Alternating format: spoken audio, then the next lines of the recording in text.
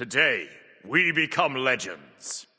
Hey, my name's Enter, welcome back to the channel, and today we're going to be taking a look at all of Smite's God reworks and ranking them in a tier list format. Super original, I know, but I thought I would give my thoughts on these reworks. I've done similar videos in the past covering like what the reworks were and stuff like that, but I decided it's been a while. There's been a couple of new reworks since I've last done those videos, and I thought it's always interesting to rank these reworks against each other, because Smite has some excellent reworks. A lot of people like to say they're all complete garbage, and a lot of them are, but some of them are actually really good. So I decided I'd do a tier list format, rank them against each other from great to awful. And we've got 17 reworks down here.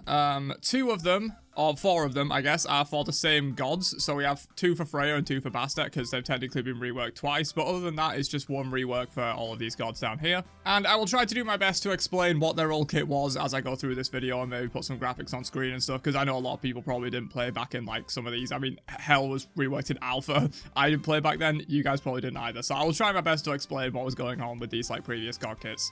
But kicking things off with Arachne. So, old Arachne was a weird design. She had Sylvanas' 3 as her ultimate. It also stunned when you pulled them in, but basically you pulled in a single target. It had a much lower cooldown than every other ult in the game. It was like 30 seconds base or something like that. So with some cooldown reduction, you could get that very low, and it basically pulled someone in. She could also jump on people's heads and like drain their life force. I'm pretty sure she was targetable during that, and with no mitigation, like a lot of those similar abilities in the modern Smite do have, like Serket's ultimate and stuff like that. Her webs didn't exist. Instead, she placed down like broodling pods that when an enemy walked near them, they spawned the broodlings, slowed them, and then the broodlings attacked them. It was a similar ability, but much worse, to be honest. But one funny thing you could do with old Arachne was you could set up like 6, I think was the maximum of these egg pods right on the border of the Gold Fury, then pull it, and you would get all the broodlings to spawn and tank the Gold Fury for ages. And Arachne could make some pretty crazy like 5-minute Gold Fury solos with this kind of a build. So that was the coolest thing about old Arachne, really. The rest of it, it was pretty trash. So therefore, I'm going to give this rework good, even though I don't like Arachne's modern design. But simply because Arachne's modern design is light years better than her old design, I think I'm still going to put it in good. A lot of people will say Arachne's old kit was more fun, but I think they're on copium, dude. Arachne's old kit was terrible. It didn't really work, and she was also incredibly underpowered for the vast majority of her existence, and she was basically a cheese monster for soloing Gold Fury at 5 minutes. Not a great design. Definitely much improved with the rework, but it doesn't go in great tier because the reworked kit, in my opinion, isn't very good and healthy for the game either. I would like to see Arachne reworked again. But that's beside the point. Let's move on to Stim Bastet. So basically what happened with Bastet's 2 reworks is they didn't really change her base kit at all, they just changed the ultimate. So Bastet's original ultimate just summoned 3 cats, and it was pretty unbalanced for a lot of reasons, but basically either the cats were tanky enough to survive and they just slowed you and damaged you infinitely and it was ridiculously overpowered, or the cats were not tanky enough to survive and they just get one shot by a Scylla 2 in the late game and her ultimate's useless. That's pretty much where old Bastet used to be before she got these reworks. So first up, we had the Bastet Stim rework, which basically turned her ultimate into, she summons 2 cats at her side, and they duplicate her abilities at reduced effectiveness. So like if she pounces, they have like 2 other circles alongside her pounce, so the other circles do less damage. And then the same thing with her 2, the same thing with her 3. I actually really did like this design, and I think I'm going to put it in good. I think this is where Bastet was the most fun out of all of her designs. Her old ultimate, like her old one with the summoning 3 cats, was very imbalanced and either great or terrible. And the new one, which we'll talk about in a second, I think isn't quite as good as this Stim one. I think it was a really interesting idea. It was actually an idea I suggested in my videos before it happened, and therefore I'm slightly biased towards it. I think it was a good idea.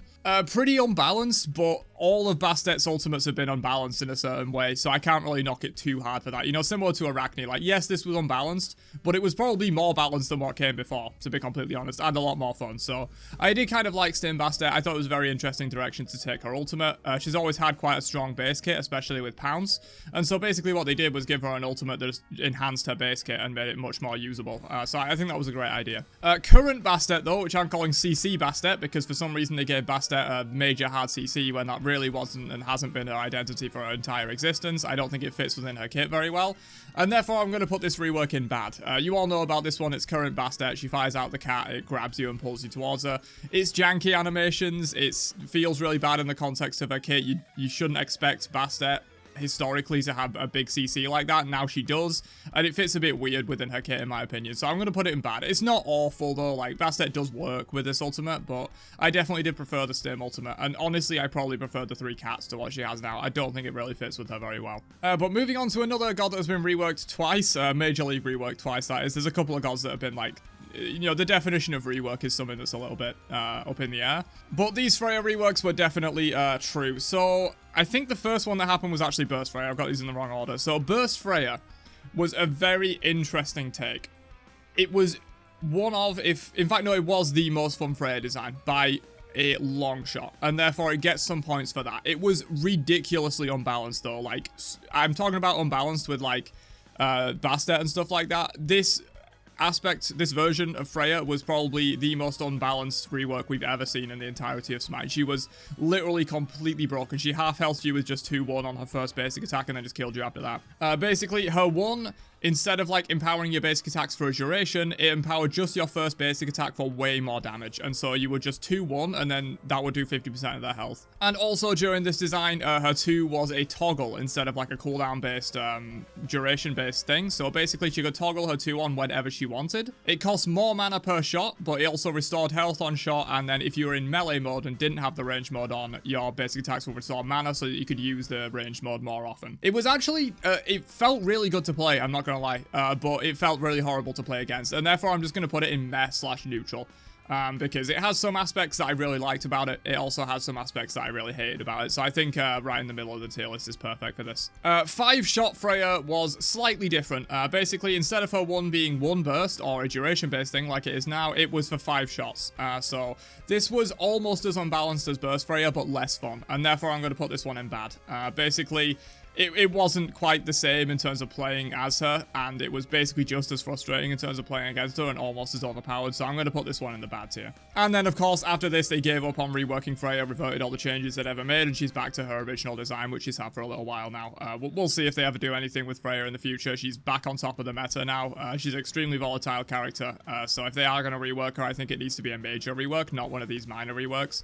I don't think she'll work with a minor rework. I think they should rework her entirely. I do have a video on that if you're interested. I have a video reworking Freya into a warrior. But next up we have Raven. That's not in alphabetical order, but fuck it, I don't care. Raven's rework was very good.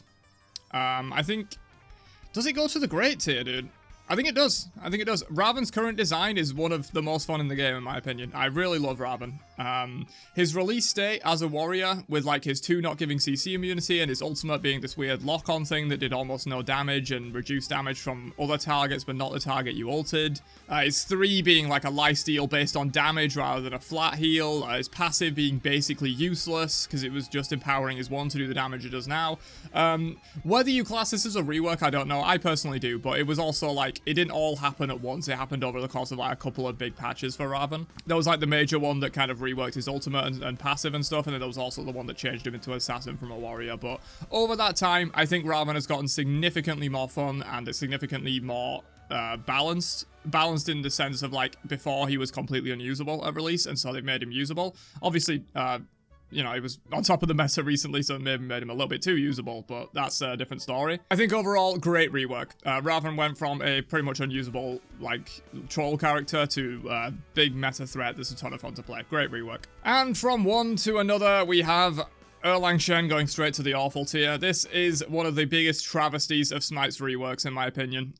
Taking away that knock-up, he got some stuff to compensate, but it's just unfun, like, long fight, boring shit. Like, it's just, I'm going to apply damage reduction to you and have a bunch of lifesteal, and I'm just going to sit here slapping you with basic attacks for 20 seconds straight, and maybe you'll die. Whereas old Erlang Shen, he had a bit of burst to him. He had a bit of, like, movement. Well, obviously he still has the movement, but, like, the turtle cancels was just, like, so fun to use. He had a bit more burst damage. And unfortunately, high-res Vendetta against gods playing outside of their main role has kind of destroyed this character and made him completely unfun. He used to be in my top 5 favorite characters. He's now probably not even in my top 10, I don't think. And it is a bit sad to see. You know, at high-res, they really just don't like warriors not playing solo lane, or assassins not playing jungle, or mages not playing mid. I mean, to be fair, they've gotten a little bit more loose with it recently, especially with, like, assassins being able to play mid, and a lot of mages being able to play ADC, and maybe jungle and stuff like that. So they have gotten a little more loose with it recently, but especially at the time this rework happened, they were really hardcore on, like, trying to make only warriors play solo, only junglers are assassins, and stuff like that. And basically that carried over into this rework, and they completely destroyed all of the fun that was Erlang Shen to try and make him a viable solo laner. He still sees no play in solo. If this god is ever seeing play, it's like Sino playing him in jungle. Just give up already, Harris. He plays much better in the jungle. Just because he's a warrior, that doesn't mean he can't be better in jungle than in solo. That's fine. Just revert the rework, in my opinion. Any that are in awful tier on this tier list, by the way, I'm basically calling for a revert of this rework. That's how bad these ones are. The bad ones are just, I don't really like them, but they not necessarily should be reverted to that state. But yeah, this one, absolutely. Guan Yu. I think I will put in just meh/neutral because it didn't really change all that much about how Guan Yu plays. He did get a new ultimate. For those that don't know, you probably do. Release Guan's kind of a legend in the Smite community at this point, but his old ultimate was basically Amaterasu's ultimate.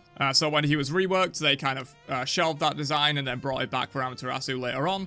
Other than that, his kit didn't change too much other than major nerfs, because obviously this was the most OP god we've ever seen, so he did need some major nerfs.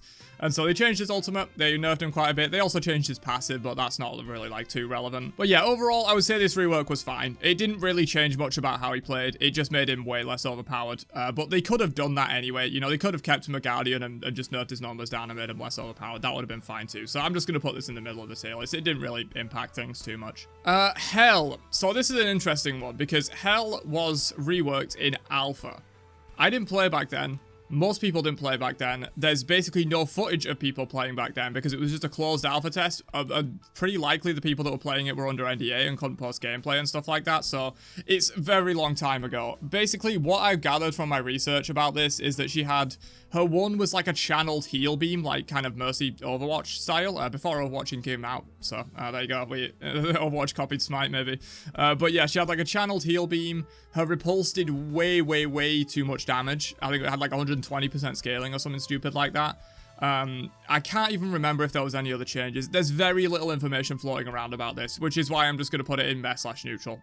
It's hard to place this when I don't really have like accurate information on what Alpha Hell even was. I've heard she was ridiculously overpowered. I've even heard some people say she was more overpowered than Release Guan, which is interesting. So if she's even in the comparison with Release Guan, it must have been a very overpowered release. But other than that, I don't think they really changed too much about how she plays. She was still a stance switcher with a light and dark stance for healing and damage respectively. I think she was just a little bit different. Kali, I am going to put in bad. And this is kind of a similar situation to Arachne, but reversed. Basically, Arachne's new kit, I don't like. I think it's unhealthy for the game. We've seen this very recently in like the last few months where Kali's just been completely dominating the meta and she's had to be nerfed down substantially and still sees a lot of play and has a high win rate. She's basically a very polarizing god that if you let her get past about 15 to 20 minutes, she will win the game. And in metas like this where every game goes 30 to 40 minutes, Kali is just kind of a problem in that sense. And while her old kit, which by the way was ability based, she had like, her 2 was kind of like the mana 2, just like cone AoE damage. I think it applied a bleed as well. Her 1 was like a stim that made her basic attacks and abilities all apply a bleed.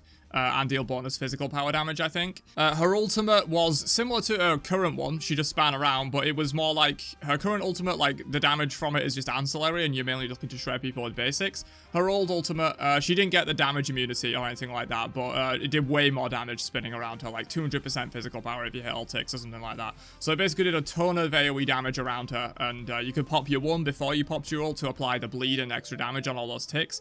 A little bit Maman-esque in a way, in terms of like just you know, you apply Maman's mark and then all of your future like tick damage is applying more damage. It was similar to that in a way. And while I don't think Kali's old kit would hold up today, if they made a bunch of changes to it, it could do. The main reason this is in bad is because modern Kali isn't good in my opinion, and old Kali would probably have been healthier for the game. Even if like not more fun potentially, it would have been healthier for the game. So I'm going to put this rework in bad. Loki, I'm going to put in good. It doesn't quite go to great simply because old Loki was more fun to play in my opinion. This rework, I think it was a great rework purely because it made Loki way less frustrating to play against. Playing against old Loki, it was like you have beat Aegis or you die basically if the enemy Loki's playing smart. And so that was extremely polarizing for the game, a bit like modern Kali in a way. And so I'm very glad that they did do the rework. I think it was a good rework. But it did unfortunately have the side effect of playing as Loki now is not as fun as it used to be. So trade-offs there, but I think overall in terms of the health of the game, this was a good rework, so I'm going to put it in good. Nox. Does this go to bad or awful? I think I'm going to put it in just bad. Purely because old Nox wasn't that good. Old Nox needed some refining, for sure. But with that said, I think her old kit has some very interesting mechanics that if they have been developed upon a little bit over the years, you know, if she did keep her old kit and they instead just made balance changes and like minor reworks and stuff, I think she could have been a really cool design. Basically, old Nox was designed as an anti-mage, so her ultimate, she would like link to all enemy targets in range with a link, deal damage, and then every time that enemy casts an ability, they will take the damage again. And then I believe it also stunned at the end? I may actually be wrong on that, but yeah, she was basically designed as an anti-mage. She had a barrier as her one that was sort of like a Nem shield before Nem existed. It would mitigate, I believe, 90% of damage that incoming for about 1 second. So basically, if you timed that shield right, you know, you could completely mitigate like a big Vulcanal or something like that. So she was really designed as an anti-mage, and new Nox, I don't really like new Nox, to be honest. That's the main reason this is in bad. Like, Nox's old kit was decent. And if Nox's new kit was also decent, she'd probably be up here, in my opinion. But because I don't like Nox's new kit, I think it's very polarizing. I think it's just like beads or die. If I can hit the combo, you're dead. I do kind of like her ultimate and her 3 though, but like her 2-1 combo, it's just, you play Nox just to spam 2-1 combo, and I don't find that interesting. I don't find it fun to play against, and therefore I'm going to put this rework in bad. Even though old Nox wasn't like, you know, the best design in the world or anything, but I think it was better than this, so I'm going to put this in bad. New waaay goes straight to awful in my opinion. This is mainly a personal vendetta here. I don't think many people will agree that new waaay deserves to be down here. But basically, the story here is I have 993 worshippers on new waaay. I think when new waaay got reworked, I had like 920. And the only worshippers I have gained on her since then have been from like playing her in Assault or whatever. And the reason for that is because old waaay was simply way more fun than new waaay. New waaay, I think, is a brain-dead trash design. This is gonna piss off a lot of people, but I think it's true. Her ultimate, yes, you can use it for vision, and some top players will use it that way, but the vast majority of the time it's just to spam damage on the enemy team, force them back to base or whatever. And new waay's old kit just had like so much that was more interesting about it, I feel. She had this like 5 crystal mechanic, whereas like now her passive is just hit 5 basics, he has 6-1 roots, which is like, you can use it for some interesting plays, to be fair. I think it is one of the cooler parts of new waay's kit, to be honest, but it doesn't even, it like pales in comparison to old waay's like coolness, in my opinion. And basically she had this like 5 crystal system where you had your passive, which I think was the wood crystal that was permanently active, and then all 4 of your other abilities had a certain crystal associated with them that when you cast the ability, the crystal becomes active for, I believe, 10 seconds. Could have been 5 though, I'm not sure. And when you had all 5 crystals active, you turned into her like snake form, which is what now happens with her ultimate. And you basically gained the benefit of all of those crystals and refreshed their duration. And they all had like synergy with each other. So for example, I think the ultimate crystal made her basic attacks deal double damage.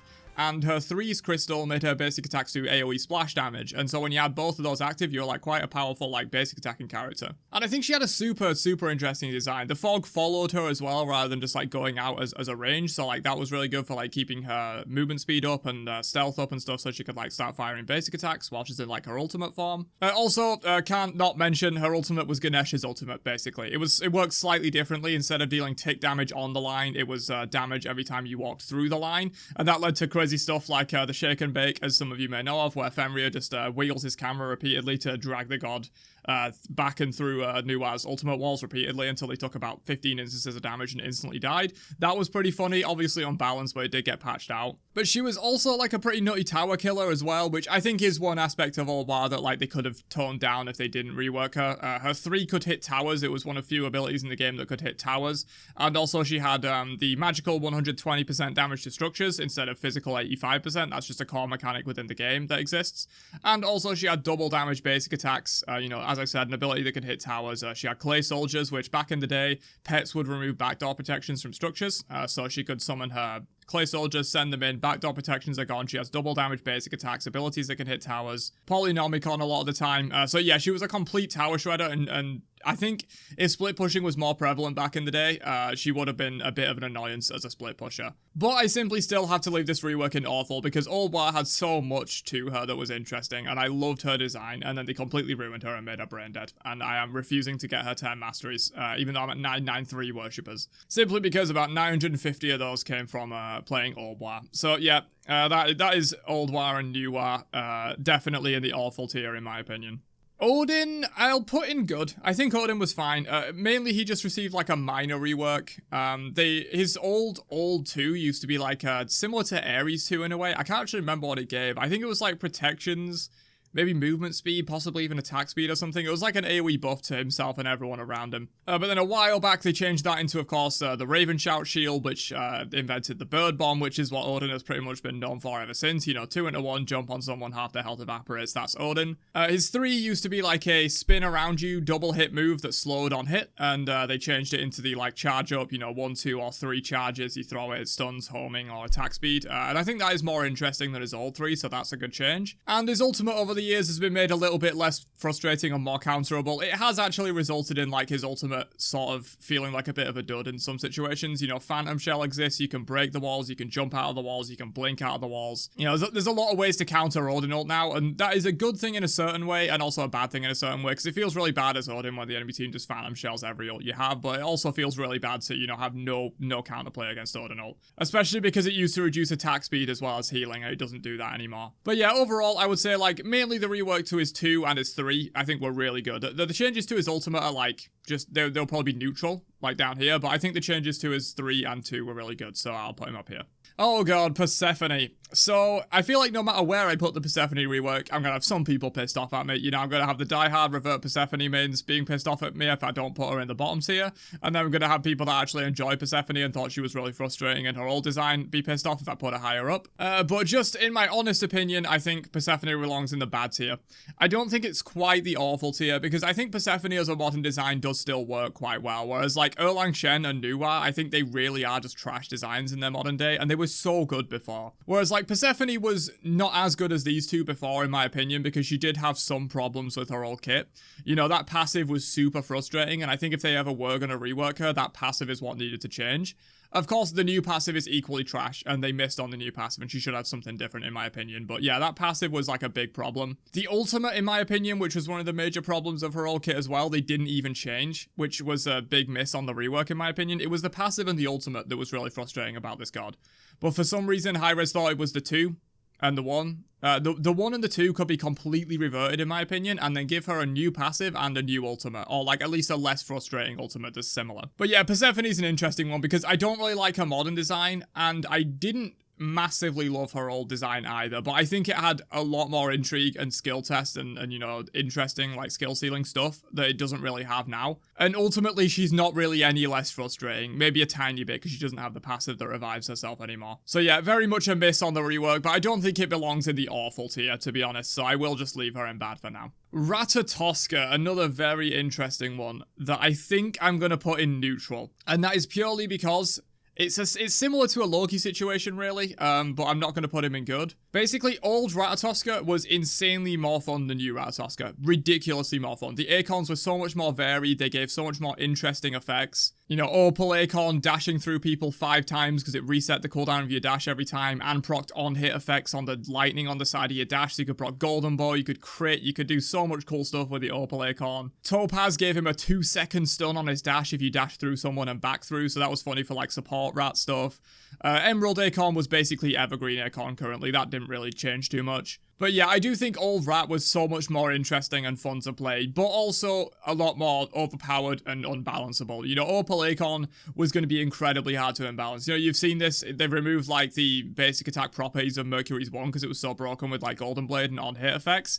This would have been the same problem. You know, if Ratatosca had survived at this long up until now, they would have had to have nerfed Opal Acorn's like proccing of item effects and stuff. It would have been ridiculously overpowered. And so purely for the fact that he was completely unbalanceable in a lot of aspects, and I can see why they reworked him, I'm going to leave him in neutral, despite the fact that Old Rat was more fun than New Rat. But New Rat is still fun. He's still one of my favourite gods. He'd probably be in my top 15, I would say, maybe even top 10. And finally, we make it to Vulcan, who I think I will put in good or neutral. I will put him in good, but with a caveat that I will get to in a second. So, old Vulcan was basically a turret monster. He was like trying to be Torbjorn from Overwatch before Torbjorn existed. Obviously, Vulcan was released in 2012. So he had his current turret on his 2. He also, his 3 was a turret as well, which was a thumper turret that basically did pulsing AoE damage around it instead of like a cone, you know, like shots. It just did damage to everyone around it in an AoE.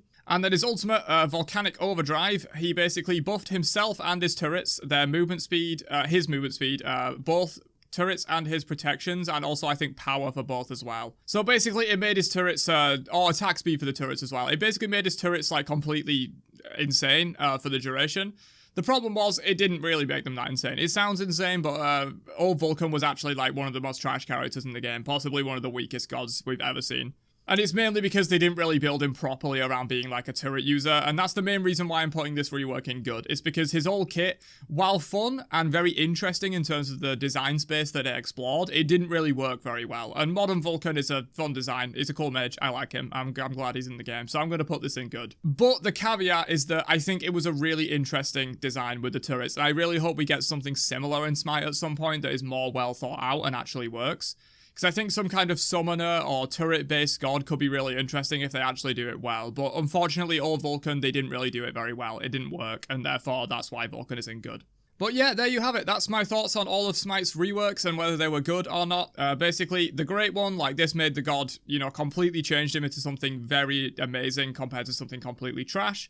And then in awful, just revert these reworks. They are so much worse after the rework. Just revert them. Not going to happen, probably. Maybe for Erlang. They might revert Erlang because there's a lot of pressure on that. There's much less pressure on reverting new WoW, but that's just a personal take from me. Hey, just coming in here after the fact to mention a few gods that I didn't put on the list, but they were like sort of reworks, because I know I'll get a lot of comments about it. You know, gods like Aphrodite in the 10.3 update, or like Thor's minor rework. I didn't really class these as like full reworks worthy of the list, basically, so that's why they're not on here. You know, they were more so like playstyle shifts or like updates to all gods. You know, Osiris would fall under this as well with the recent changes that he got. In fact, a lot of the spicy changes that we got recently will probably class as like very minor reworks that I didn't think were worthy of the list. But yeah, let me know your own thoughts down below. You know, do you have a personal favorite rework that you thought was really good and made a god super interesting? Or do you have a personal least favorite rework that maybe I didn't put down in the awful tier, but you would? You know, there'll probably be a lot of Persephone mains that would absolutely put her down here, and I can see the argument for it, but I think she belongs up here. But yeah, let me know down below, and I will catch you guys in another one later on. Have a great day, and peace out, you nerds.